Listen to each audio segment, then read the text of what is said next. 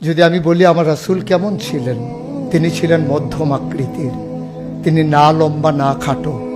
তিনি কখনো বা যখন হাজারো মানুষের সামনে দাঁড়াতেন, বিদায় হজের সময়ে 1,40,000 সাহাবা যখন ময়দানে, তিনি যখন আস্তে করে উঠে দাঁড়ালেন, ওনার চাইতে অনেক লম্বা লম্বা মানুষ থাকার পরেও অবাক বিস্ময়ে সবাই তাকিয়ে দেখলো সবার উপর দিয়ে যে মানুষটির মাথা মুবারক দেখা যায়, তিনি নবী মুহাম্মদুর রাসূলুল্লাহ সাল্লাল্লাহু আলাইহি ওয়াসাল্লাম।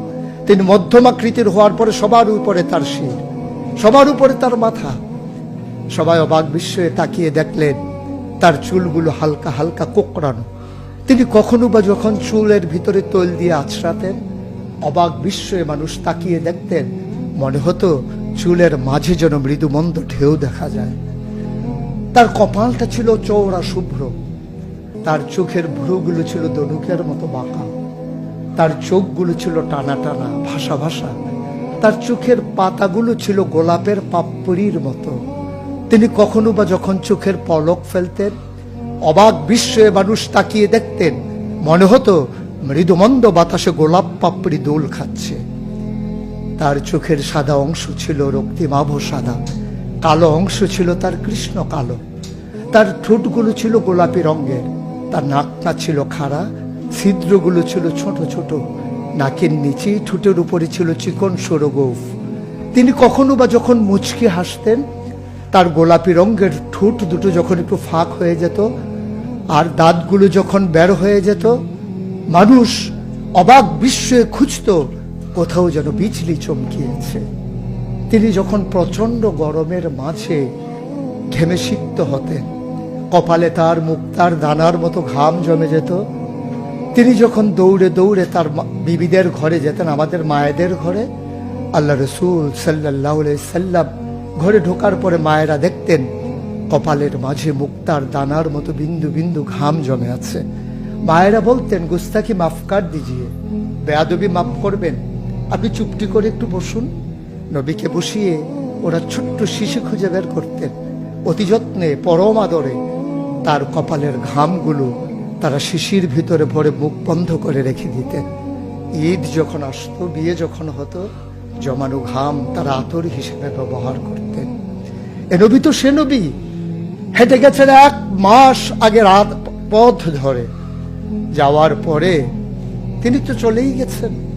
1 মাস পরে যখন আবার ওই পথ মারিয়ে কোনো এক সাহাবা যাচ্ছেন, স্থানীয় বাসিন্দা যারা রাস্তার কিনারে যাদের ঘর, তাদেরকে ডেকে বললেন, ভাইরা এ পথ দিয়ে কি আমার নবী হেঁটে গেছে কখনো?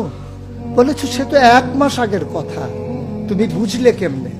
মুচকি হেসে সাহাবা জবাব দিলেন, হেঁটে গেছেন 1 মাস আগে, কিন্তু আজও সেই পথে নবীর গায়ের জান্নাতি গন্ধ পাওয়া যায়। এ আমার নবী, এ আমাদের নবী, আমাদের গর্ভের নবী। কেন পাঠালেন নবীকে? লাকাদ কানা লাকুম ফি রাসূলিল্লাহি উসওয়াতুন হাসানাহ। তিনি মডেল, তিনি আইডল, তিনি আইকন, তিনি অনুপম আদর্শ, তিনি আমাদের জন্য উসওয়াতুন হাসানাহ। তিনি পথ দেখিয়েছেন কেমন করে একটা ছেলে তার মায়ের কাছে ভালো সন্তান হতে পারে। তিনি আঙ্গুল দিয়ে দেখিয়ে দিয়েছেন কেমন করে কোনো এক স্ত্রীর কাছে ঈর্ষণীয় স্বামী হওয়া যায়। তিনি আচরণ করেছেন মা আয়েশার সাথে এমন যে আচরণ আজও যদি কোনো মেয়েরা করে, তাহলে তার স্বামী হবে তার কাছে সেরা স্বামী। শুধু সেই স্বামী তার স্ত্রীর সাথে সেই ব্যবহার করে। আল্লাহ রাসূল সাল্লাল্লাহু আলাইহি সাল্লাম আদরের নাতি হাসান হুসাইনের সাথে এমনই মধুর ব্যবহার করেছেন। কেউ যদি সেরা নানা হতে চায়, কেউ যদি সেরা দাদা হতে চায়, সেজন্য নবীজি যে আচরণ করেছে হাসান হুসাইনের সাথে, সেই আচরণ করে তার নাতনি নাতনির সাথে, তাহলে সে হয়ে যাবে সেরা নানা। কেউ যদি আদর্শ শিক্ষক হতে চান, কেউ যদি হতে চান উত্তম আদর্শের অনুসারী, তাইলে আল্লাহ রাসূল সাল্লাল্লাহু আলাইহি সাল্লামকে আল্লাহ নিজেই জানিয়ে দিলেন যে আমি তো আপনাকে দান করেছি ইন্নাকা লাআলা খুলুকিন আযীম, আপনি হচ্ছেন উত্তম থেকে উত্তমতর চরিত্রের অধিকারী। চরিত্র হচ্ছে 3 রকম, খুলুকুল হাসান, খুলুকুল করিম, খুলুকুল আযীম। খুলুকুল হাসান মানে হচ্ছে আপনাকে একজন গালি দিয়েছে, আপনি হুবহু সেই গালিটা দিয়েছেন। আপনাকে বলেছে তুমি বদ, আপনি বলেছেন আমি না, তুমি বদ। এটা হচ্ছে হাসান।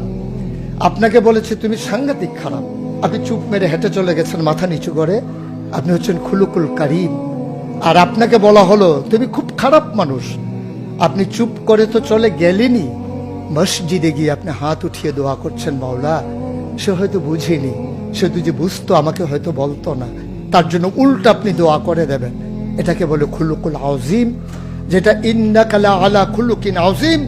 আল্লাহ বলছেন, ও নবী, আমি হলাম সর্বোত্তম মর্যাদার অধিকারী, আর আপনি হচ্ছেন সর্বোত্তম চরিত্রের অধিকারী। সুতরাং যার কোনো তুলনা হয় না, তুলনা মেলা ভার, জুড়ি মেলা ভার।